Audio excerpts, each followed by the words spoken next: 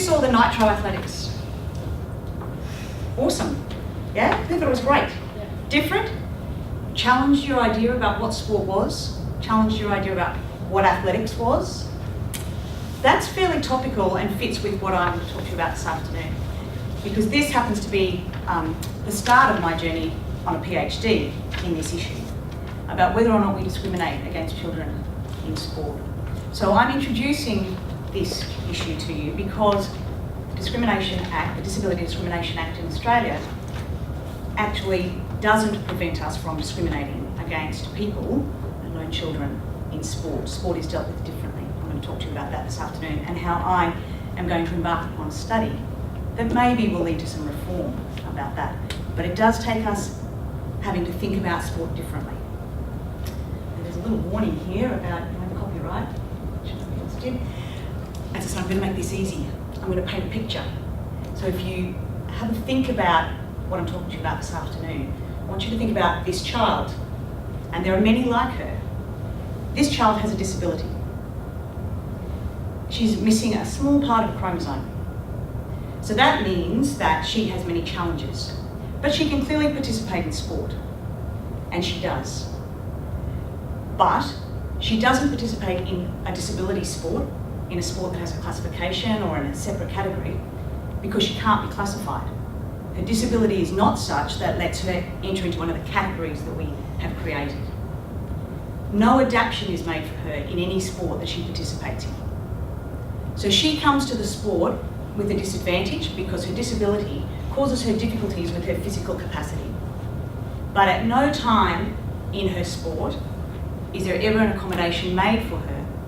And that's different to education, to the workplace, to very many other parts of society and our lives. This child, she also has a disability. It's a little bit more prominent, you can probably see. So this child has cerebral palsy. She has a classification to participate in sport. That enables her to compete on what is kind of a level playing field in her classification category. However, she can only do that in some sports. As a child, there are only a very limited number of sports that provide the classification system. And when she does, she's segregated. What if she can't be classified? What if, like the previous child, there isn't a place for you? What if the sport or activity that you have doesn't provide a disability category, but you are a person with a disability who would like to participate in the sport just like your peers? What if you want to play with your peers instead of being segregated, but you are at a disadvantage? So at the moment, the current approach is that's bad luck. That's what sport's about. Sport's about isolating the most able at particular things. We set the rules and we make it as such so that as far as possible for those who are able to participate, there's a level playing field, it's fair. There are some disability categories and you can go and play those disability sports if you have a disability. Those people who without disabilities can't keep up aren't accommodated. So there are some people who are just crap at sport. We don't accommodate them, so why should we accommodate those with disabilities? These are the challenges when you introduce this kind of perspective to a disability perspective in sport. We know there are difficulties or barriers for people participating in sport.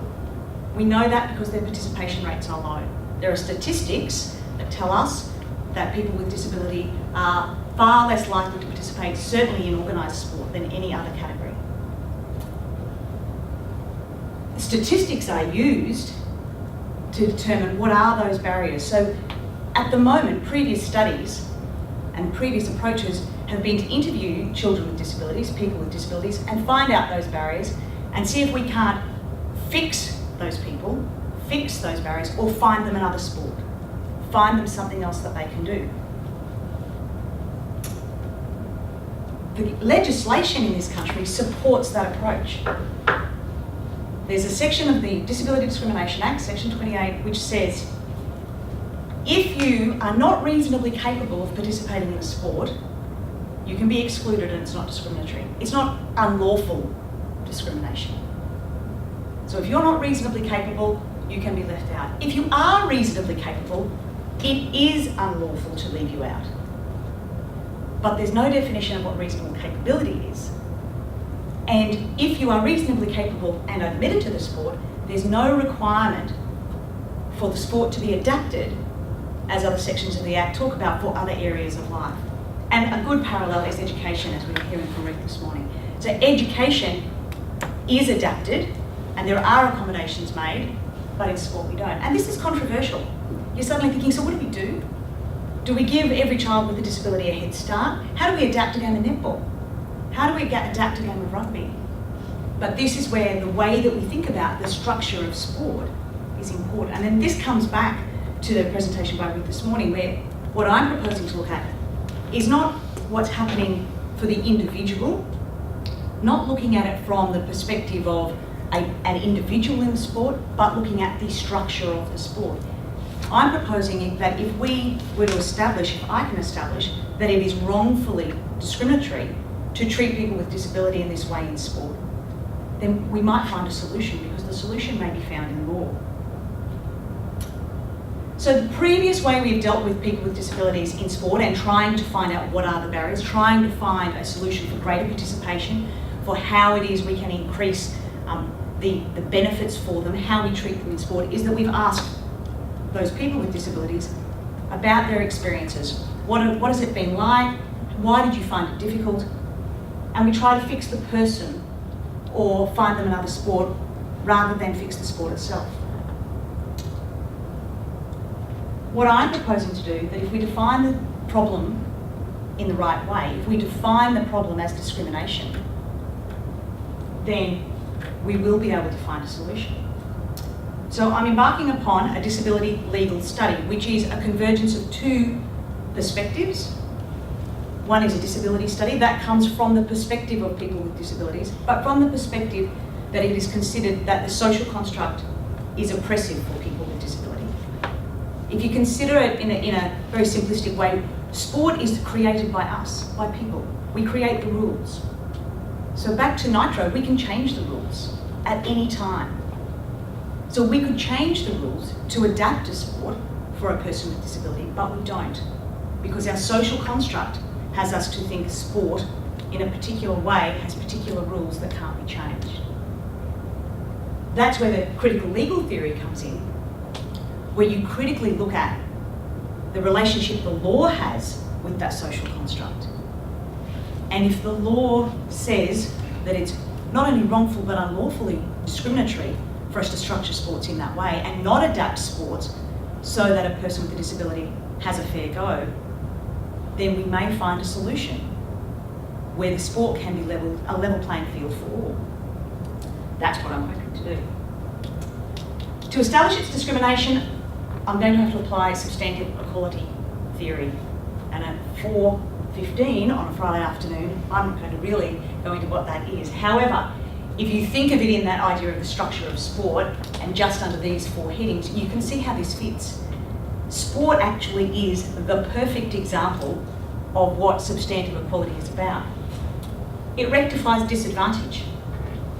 So when you look at the discrimination of a person, and if you're wanting to bring substantive equality, you rectify disadvantage, you recognise that person's dignity, you accommodate the difference by structural change to the structure that they are in rather than trying to change them, and you facilitate full participation for them. That's the theory I'm going to apply over the next few years. What's controversial about it is the way that I'm going to do it, because I'm not going to use statistics. I'm not going to use data as such to try to establish this. I'm going to concentrate on children. The reason that I'm concentrating on children is because, firstly, we want children to play sport.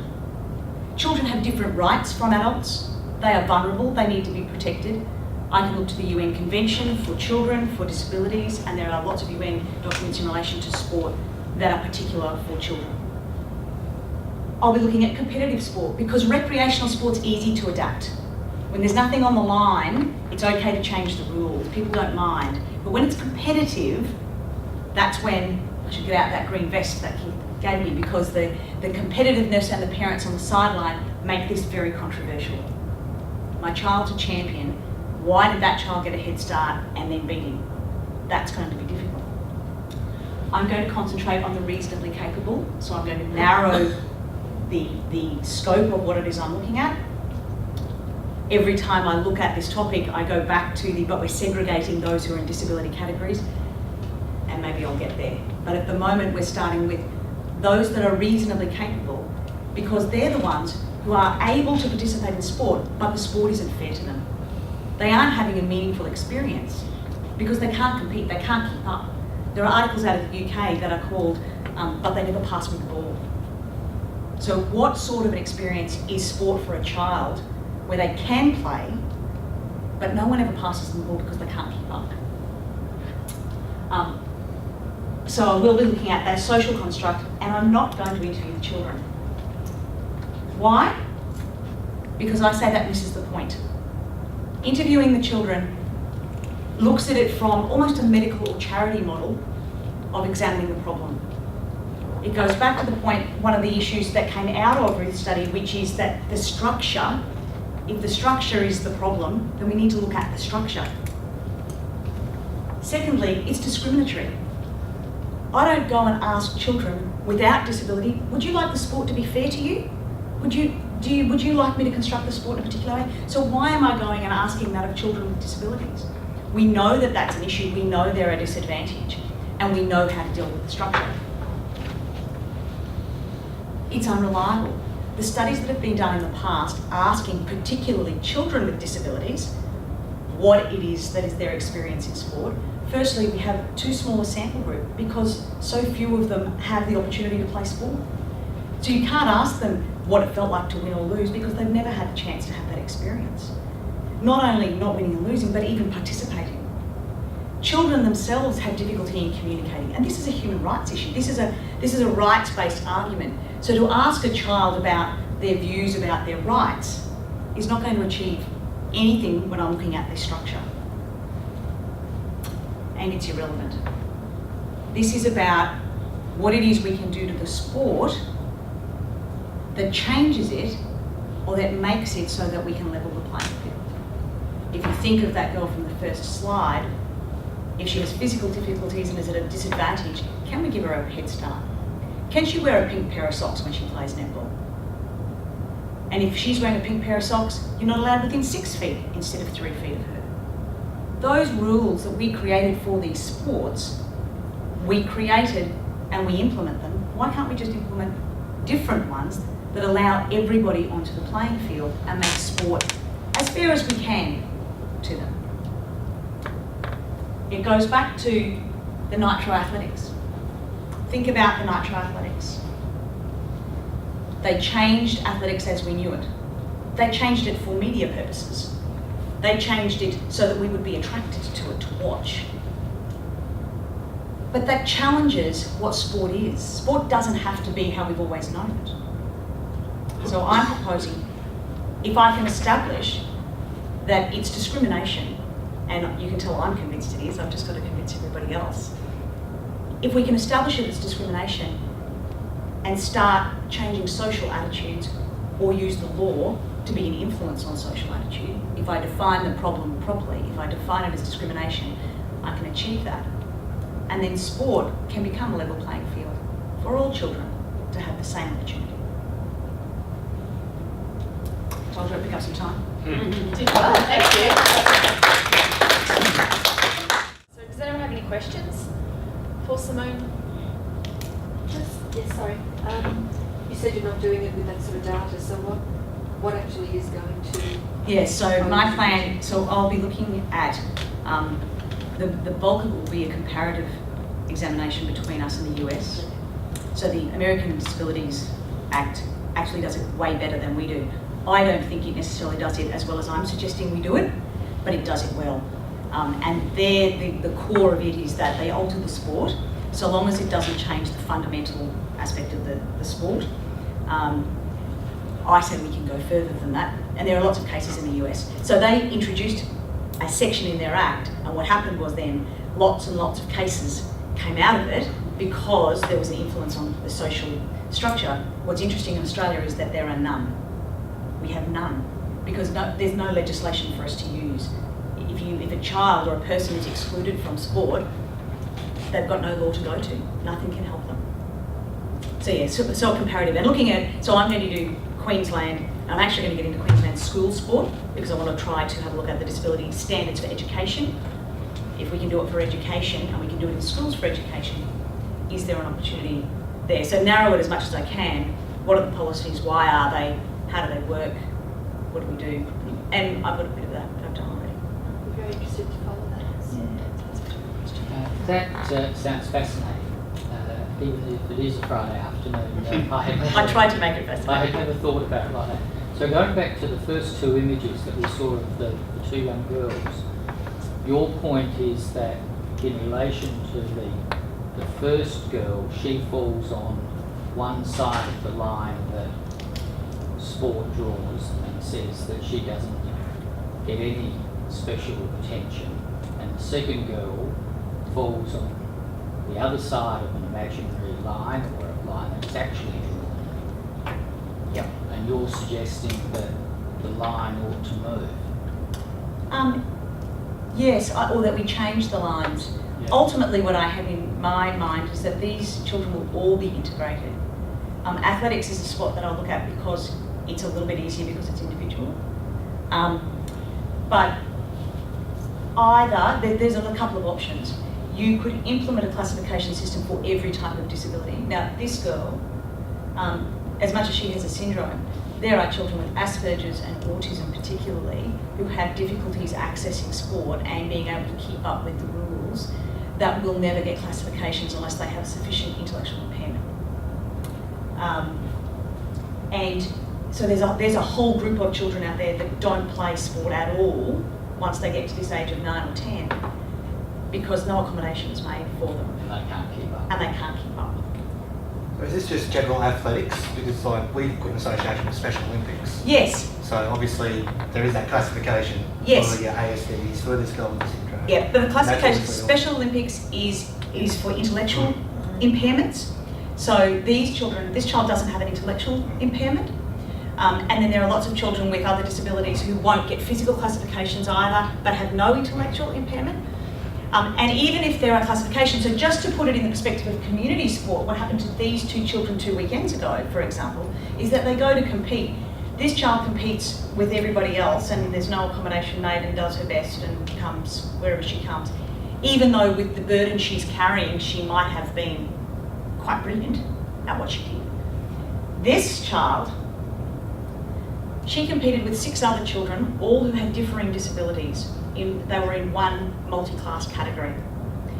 They were aged from 9 to 17. They were only allowed to do 5 events, even though she could choose to go and compete in the able-bodied in a number of other events, but the only classifications were for these 5 events. And when they finished those events, they medalled those events on merit first past the post, with the 17-year-old with a mild intellectual impairment to the 9-year-old who was missing a limb. That was the first time they'd introduced it. So this, for community sport, this is massive. And this is why I'm picking on children or isolating children, because your systems, and they still won't catch everybody, they might catch this girl, she's got a slight intellectual impairment, but they wouldn't, the Special Olympics doesn't catch everybody, and it's only for particular sports as well. So you've got sports like netball, and that doesn't have an accommodation. So it's what do we do for those sports? And in a school system or in a children's system, most of the sports they participate in don't have those classifications. So, Ryan John from Queensland Rugby, I'd be quite keen to offer our services around that. Terrific. Anything, what we're doing well or not doing well. So, I guess it's a couple of things. We implemented a policy last year which just allows a kid with a disability to play down outside their age group. Yep, very just good. reading back to your point around perception, or the feedback is that, well, other kids don't get it. We just went through a process this week. Our disability inclusion policy is now going to be adopted nationally. Yep. But the national body want to do a policy about letting small kids play down an age group. Yep. It was interesting, our staff to a T said, no, that's not right. But to a T, they said, this is the inclusion policy works. So Yes. I'd be interested to see in your study, when you start to engage our sports, where they're at. So I think over the last 3 or 4 years, I think sports have been really challenged around how they do engage people, in particular kids with disability play. But great if you catch up and see if we get offers. Yeah, absolutely. And rugby's one of my Services. hit. Rugby, netball and athletics are the three that I want to hit because I want to get team sports as well. And I know rugby have done... Contact's obviously an element as well. Absolutely, So, yeah. both in netball and in rugby. Yeah. And it's interesting, and rugby have done some wonderful things, and there's also a rugby program that, it's segregated, but they've got for kids with learning difficulties, so that's something different. We built that with So- the Digital Code Foundation. Yes. Yeah. So there are certainly significant efforts, and it comes back to Ruth's point this morning. There's certainly a will. There's certainly an understanding. When I raise this issue with people, I go, really? There's nothing that helps this? So people don't realise that it's not there. But when you capture the kids that it's happening to, and in schools, it's actually worse. Schools are even further behind. And because they've got a very difficult job because they've got so many kids that they're trying to adapt, and they really are wanting to look after their elite. My point is, these kids, if you had the right system, these kids will be the elite. These kids will be elite in disability sports. Or they may be the elite with the accommodation made for them in those sports.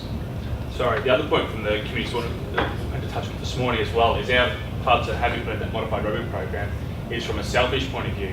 They realise that the kids and families who have been isolated for so long Absolutely. are the best volunteers, and in community sport, volunteers are dying. So they're actually finding 10 parents who are suitably engaged and want to do everything for that club because they've found a place where they belong. So the club's getting, yes, new membership, but also getting byproduct of a whole new volunteer system, which... The parents and families of children, particularly with disabilities, are very engaged and will be there whenever you need them. And it's a great resource, so that's a fantastic point. So I think the thing that'll be interesting too, is with the introduction of the NDIS, Yes. how sports in Yes. general are going to adapt. Yes. And a lot of families, because there's going to be a lot of families with a lot of money coming and saying, well, I want my son or daughter to play this certain sport. Yes. What can you offer me? Yes. So I it's think- timely with the introduction of NDIS. Yeah, I think it's really interesting, and I'm watching that space as Yeah. well, and they're talking about there not being money and which children will get Yeah. the funding, have lots of money, and which will get not much funding. It's something that we deal with, or we will be dealing with quite a lot. So. Yeah, it's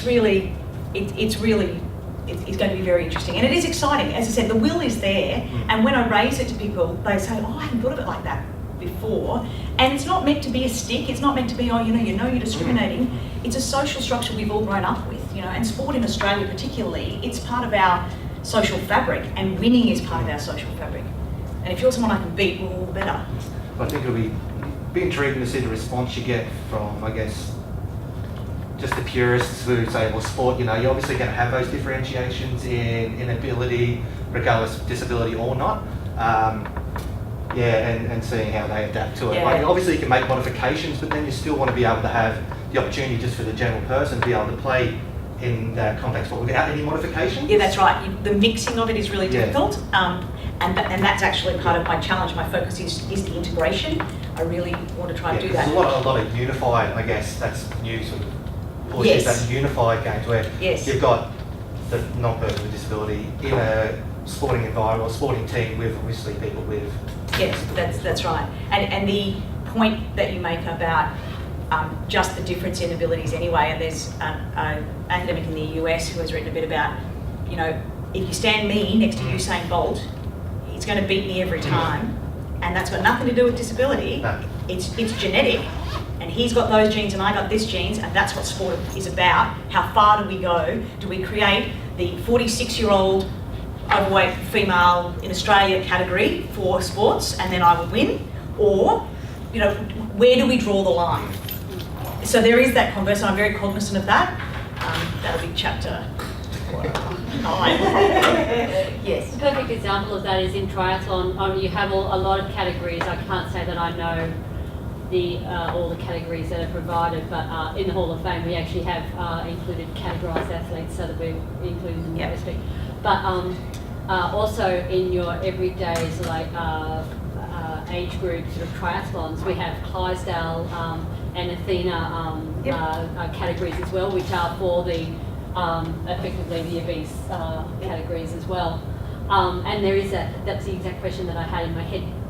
How far along the way do How you go? far I do you mean, go? do you have a featherweight category as well for the very tiny skinny person who's got no Yeah. muscle power because she has no muscle, you know? And that's kind of why I'm leaning away from categories to individual adaptations as my focus, Okay. because of that. Yeah. And that's why I'm looking at things like the athletics, which is easier to individually adapt, or a pink sock or red socks in rugby, or pink socks in netball, so that you can individually adapt. And at the moment, the number of kids we'd have, there'd be one pink sock girl on the court. You know, maybe in 10 years I'll have 6 pink sock girls on the court. That might make it difficult. But that's one of the challenges with disability sports, is they can't play in a category because I can't get 14 girls to put 2 teams of kids with a similar disability on the court. So the individual adaptations are necessary to get them in. And you know, that child may not play for Australia, but she might coach Australia. You know, that's where I'm